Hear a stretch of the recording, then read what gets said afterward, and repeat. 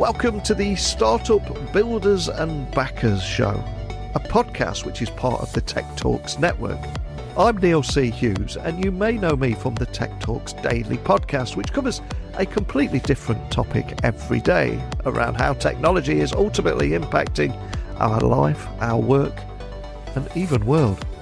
But the Tech Talks network is a series of unique podcasts that drill down on unique subjects and showcase the voices right at the heart of tech startups.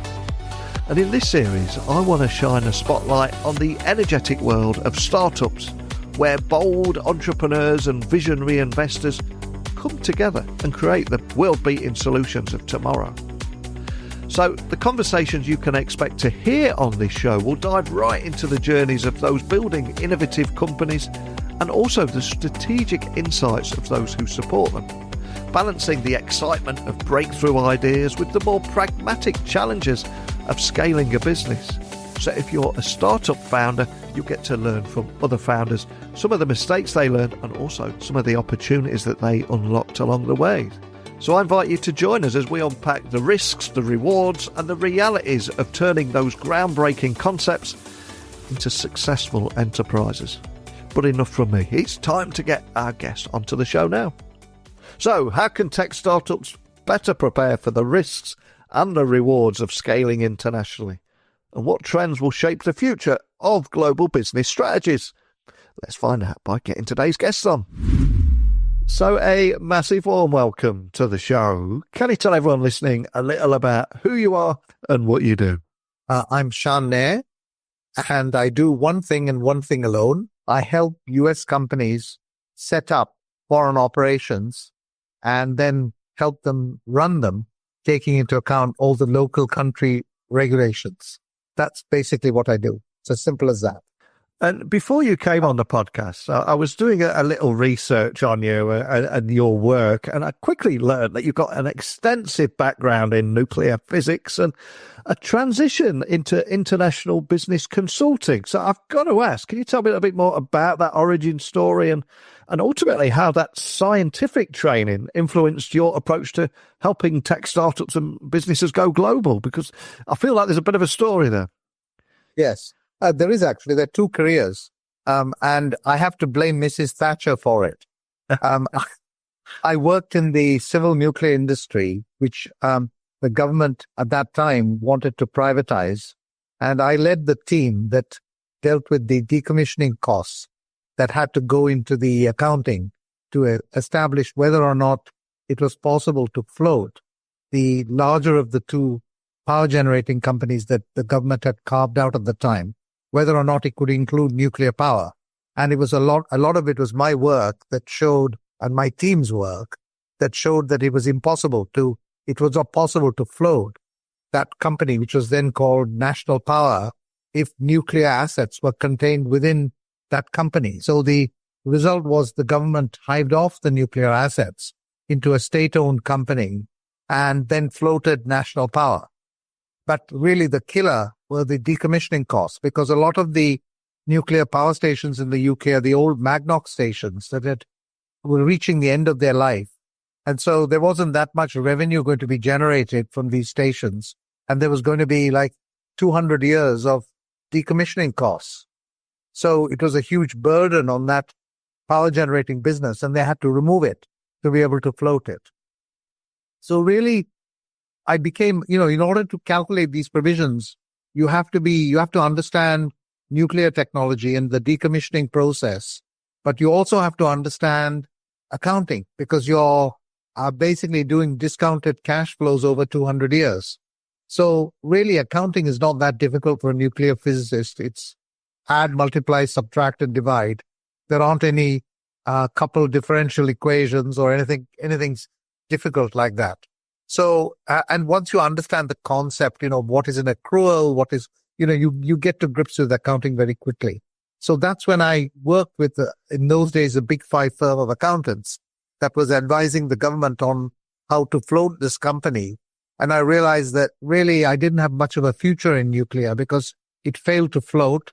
So the government is forced to keep it. The government isn't going to put money into nuclear at that time to grow it. These new smaller nuclear plants these days that are being touted around quite a lot and might well be the future was not there at that time. So I decided I would completely change my career and become an accountant. And when I became an accountant, I thought, well, what's special about my accounting? And what was special was the ability to bring foreign companies in, which nobody was doing at the time. And that's how we built the business up between my wife and myself, from 2 people to 900 people that we ultimately sold in 2013. And it's Wow. that brought me to America too, because a lot of my clients were American headquartered companies. And, servicing them, having telephone calls up to 3 a.m, sitting in the Cotswolds was not good. So I had to move to the US literally to be able to talk to clients and build a business. That's what brought me here to Florida.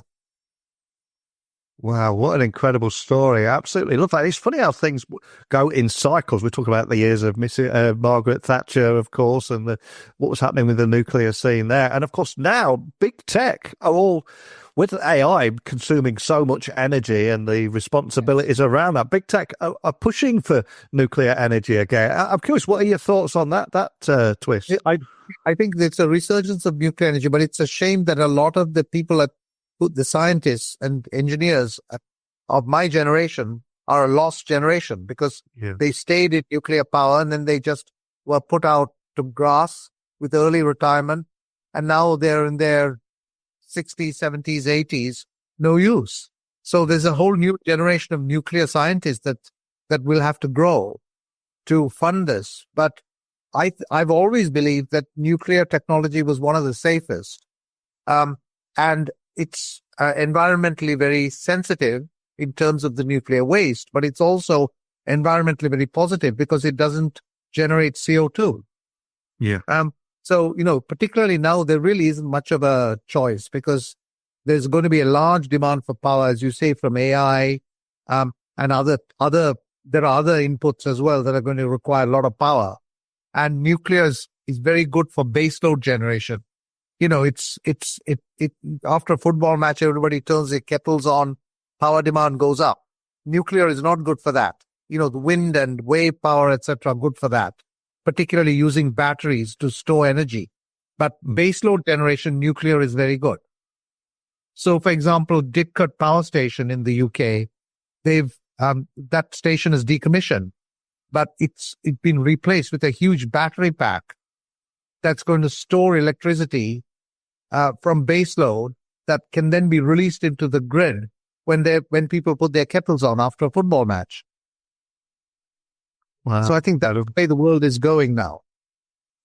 100% with you. And with your work at Nucleus now, it's been pivotal in assisting iconic companies from Tesla Motors and FaceTime, and help them all with their international expansion. And to bring to life with what you're doing here, can you just walk me through some of the typical steps that you would recommend a tech startup take when they're preparing to expand their operations internationally? It's great to hear more about how you do that. All right. Basically, the typical scenarios where it's one of two. It might be a company that's wanting to hire their first international employee, maybe a VP of sales or business development in Europe or Asia Pacific, and needs help to get that done.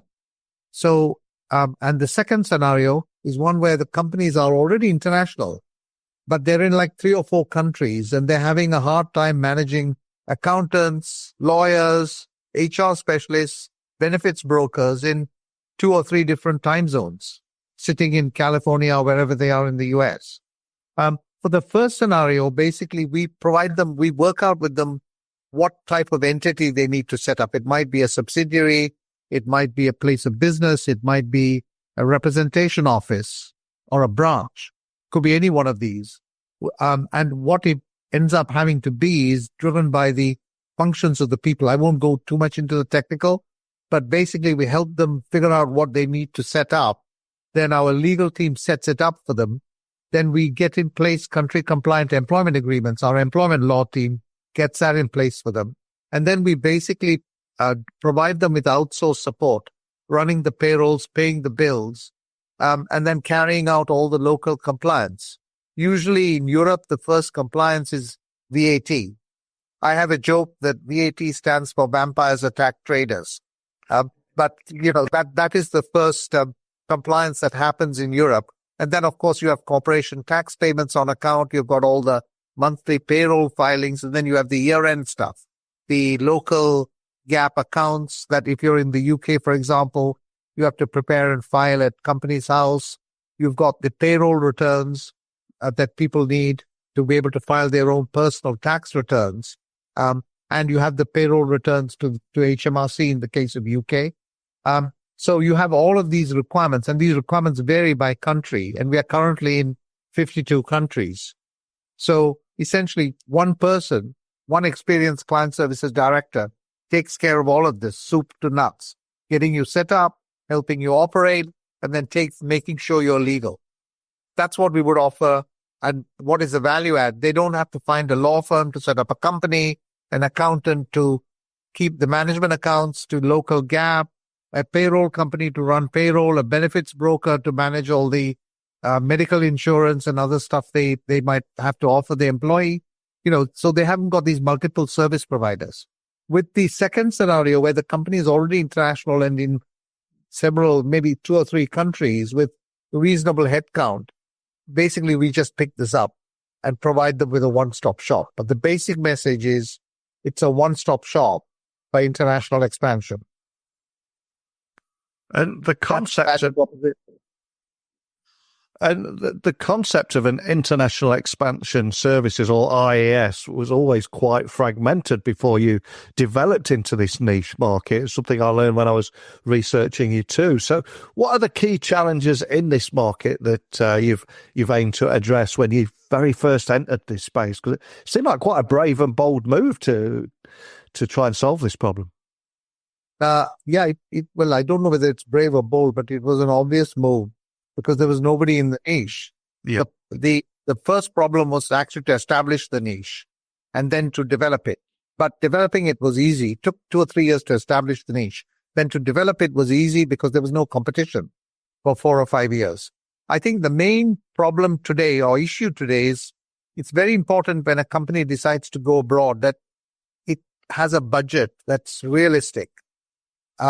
You can today, for example, hire an engineer in Poland or India or somewhere or using a PEO, but there are implications, because you can acquire a taxable presence in that country, and that taxable presence may not come and bite you until you actually sell your business. When you've made quite a lot of money, you sold the business and now suddenly get a tax bill for IP produced in that country. The profit made on that IP or the gain made on that element of IP would end up being taxed in that country. So, you can do things the cheap way and quick way, and it may work in the first 2-3 years or first few years, but then you can be bitten. Somebody can come and bite you in the backside at a point in time when you're not expecting it. So what we want to do is to set the client up properly right from the word go, and that requires a certain budget. So I think it's very important when companies go abroad that they decide whether they're going to do it on a shoestring and take the risk, or whether they're going to balance risk and reward, not go the professor of accounting extremely expensive way of being 100% bulletproof, but being reasonably safe in terms of how you're set up with an infrastructure that costs a reasonable amount to maintain. So you have to be in between. And one of the things that makes Nucleus stand out for me is this unique one-stop multidisciplinary approach to international expansion. But to help anybody listening, maybe compare and contrast with the old way of doing things. How does having a single point of contact for all international operations, how does that benefit your clients compared to, let's say, the traditional model of dealing with multiple consultants across different disciplines and indeed geographies? Yeah, I'll give you an example of where things can actually go wrong. If you have multiple consultants and nobody has the big picture and you haven't got the expertise internationally to understand the risks from the big picture. So we had a client that used a Big Four firm to produce a US-France intercompany agreement. And the US-France intercompany agreement said that France was a cost center. So France was purely a cost center, wasn't generating revenue because all the contracts from the French sales activities were being booked in the US. A customer needed some equipment shipped in a tearing hurry. This was telecoms equipment. The equipment was shipped from San Jose, California to Paris, and it got stuck in customs. We received an urgent email followed by a telephone call saying, we've got $2 million worth of goods stuck in the douane. We don't know why it's stuck in the douane. They don't speak English when we call them. And our customer is screaming for the equipment. Can you help release this? So when we had a look, we realized that the intercompany agreement had France as a cost center. So France cannot import equipment and sell equipment. It can only, so, we had to redo the intercompany agreement to allow the French company to import equipment and recognize revenue. And then when we presented, that was done in a tearing hurry over 4 days, including a weekend. And then when we produced it to the douane, got the US to sign it and everything, produced it to the douane, they said, okay, fine, released. But here's a charge for storage. Yeah. So that's the kind of thing, you have one company doing an intercompany agreement and the shipping department shipping the goods, not understanding the implication. And that's precisely the kind of problem that our one-stop model stops, because there's that one client service director who's got the full perspective and knows when you're going to do something, what the implications of it are, and either yell, stop, we have to do something here, or say, go ahead.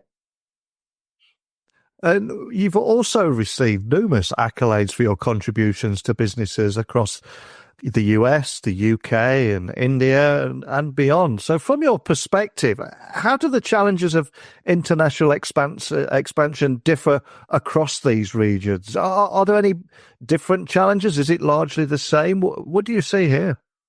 No, I think it's not the same. I think in Europe and parts of Latin America, the main risk is getting your employment contracts wrong. The risks out of employment, because let's face it, if you're operating in Europe with say 40 people for 5 years, somebody somewhere is going to some employee somewhere is going to sue you. So you better make sure that your employment agreements are reserved for you all the rights that you could have as an employer that you would lose if you didn't reserve them. Like, for example, using the British example, the right to put somebody on garden leave. If you don't reserve it, you lose it. So you want to make sure that you have robust employment agreements in place. That's a major risk, I would say, in the European region and also in Latin America, particularly in Brazil, Argentina, and Chile. Less so in Mexico. The main risks in Asia Pacific are much more diffuse. There isn't employment laws, employment risks are pretty low, particularly in places like Singapore and Hong Kong, where the traditional culture is that you just don't sue your employer. You just resign, but you don't sue your employer. I think the risks there are more regulatory risks, particularly, for example, in the People's Republic of China, they change regulations virtually every year. And if you're not on top of it, you can get penalties on non-compliance. So they're more diffuse. In the case of India is actually it's odd because the employment laws for white-collar workers compared to blue-collar workers are very different. For blue-collar workers, it's almost your employment for life. But white-collar workers, it's as close to employment at will, which we have here in the US, as you can get to. Because you can basically have a contract that says we can get rid of you in a week's notice and you can get rid of us in a week's notice. And that's okay with white-collar workers. So I think the employment risks are the highest in Europe. Regulatory risks are the highest in Asia Pacific and South Asia, particularly India, which has got a lot of regulation and red tape, despite things being online. And as we said at the very beginning of the conversation today, you're someone that's worked with startups that have gone on to become huge household names. So on behalf of any startup founder that might be listening anywhere in the world, what common traits do you see in companies that successfully manage international growth versus those that maybe don't make it? Any particular traits that you notice here? I think, yes, the CFO is usually an experienced person who's actually fallen into holes in his earlier career and understands the risks and rewards of international expansion. So he already knows that he needs expert help, and that setting up in Frankfurt is not the same as setting up in Dallas. There's a huge difference. So appreciating that and having that international experience at CFO and usually at controller level is actually one of the key steps for companies to avoid foreign exposures. But having said that, there are very successful companies who made a complete mess of their international operations, incurred lots of costs, but because their business model is very successful, they've overcome these problems. So really, I would say that the finance side is important, but what's much more important to business success is having a viable business model. Because ultimately, if you get into a financial and tax mess, it's a question of paying your way out of it, paying the penalties, paying whatever you have to do and getting out of it. But if you don't have a successful business model, but you have a perfectly experienced international support team, it's not going to help you. You're going to sink. And if we look ahead into 2025, it's literally weeks away now. Are there any emerging trends or technologies that excite you or you just believe will significantly impact how companies approach international expansion in the next 5 years? And I appreciate that saying the next 5 years is almost impossible to predict with what's happened in the last 2 years alone. But what excites you here? I think two areas excite me, actually. Nuclear power does. And you wouldn't be surprised by my saying that. I'm talking about small scale nuclear power plants that can be built over a fairly short time span, don't require that much startup capital to build, and can operate for 15, 20 years as opposed to 40, 45, 50 years, which is what the Hinkley B and C's in UK are doing. So small scale nuclear power plants is one.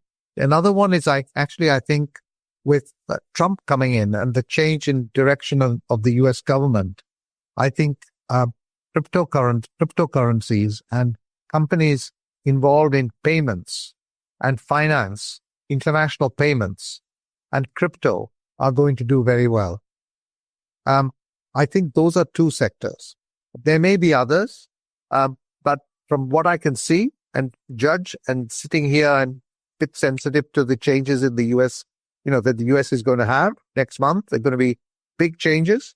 I think basically those are two areas, certainly, that I think will be very much in the forefront of the news and possibly expansion and probably going to get easier to get capital. I think also with Trump coming into power, the ability of private equity firms and venture capital firms to raise capital is going to become easier because I think interest rates are going to go down. And that means that people are going to be prepared to take more risk, investors, to get a better return.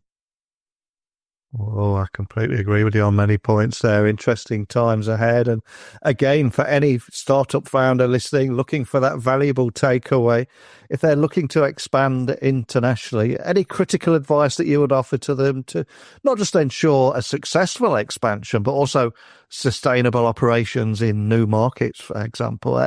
Any critical advice you'd share around that? Make sure your business is has got international appeal. Take into account the fact that there's going to be more protectionism in the world, especially with Trump in power putting tariffs on imports. Other countries are going to retaliate. So you may, if you're in a product company, have to consider manufacturing in country to sell in country. And thirdly, make sure your business model is robust, and subject to that, make sure you have an adequate budget to set up and grow internationally. Don't do it if you don't have the budget. Fantastic advice. I love to hear more from people listening to what they thought about our conversation today. And anyone that would love to carry on the conversation we started today, or just find out more information about Nucleus and how you might be able to help them, where would you like to point everyone listening? They can email me. My email address is Shan, SHAN, at nucleus-co.com. I'd be happy to help them. That's very kind of you. So I'll be interested in how everybody listening, what their big takeaways from today's episode is. I'll throw my email in there as well, techblogwriter@outlook.com. Let me know your thoughts. It'd be great to carry on this conversation and bounce even more ideas around. But Shan, just a big thank you for taking the time to sit down with me today. Really appreciate your time. Thank you. And thank you so much for your time. It's a pleasure meeting you. Take care. I think, as we learned today, international expansion is both a challenge and an opportunity for tech startups. And my guest's insights have shed light on how Nucleus helps companies navigate this journey and ensuring a seamless process by addressing everything from regulatory compliance to payroll management, all with a single point of contact. I think that was the big message there. But what are your thoughts on the strategies we discussed today? Have you faced hurdles in scaling internationally, or considered the advantages of taking your business model global? Love to hear from you as always. You can get me on LinkedIn and all social channels at Neil C. Hughes, and my email is techblogwriter@outlook.com. So please join the conversation. Let me know your experiences and insights. Hopefully I will have the privilege and honour of speaking with you all again then. Bye for now.